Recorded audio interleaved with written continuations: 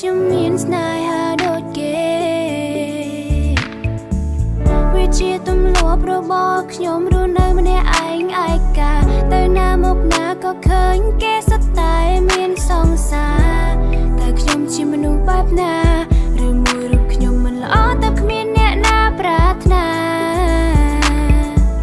អង្គុយបនព្រះបនទេវតាឲ្យខ្ញុំបានជួបស្នេហ៍ពិនរួចផុតពីភពដ៏ឯការួចផុតពីភពដ៏ងងឹត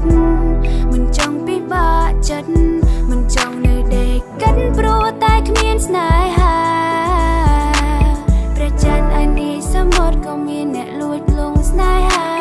សម្លឹងមើលដួងតារាក៏គេមានគូរះត្រៀបត្រាចំណែកខ្ញុំឯកាគូប្រេងនៅឯណាហើយរួយក៏ទេវតាមិនបើកភ្នែ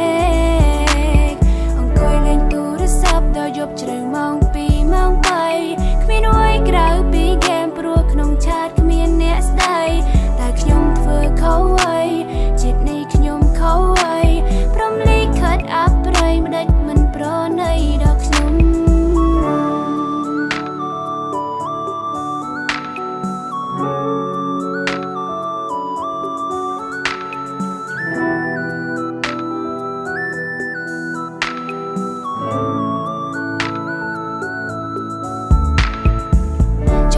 ទៅជាបាក់សាបាក់សៃហោះហើរទាំងគូត្រកង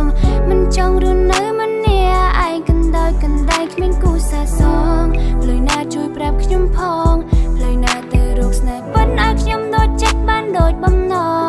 ង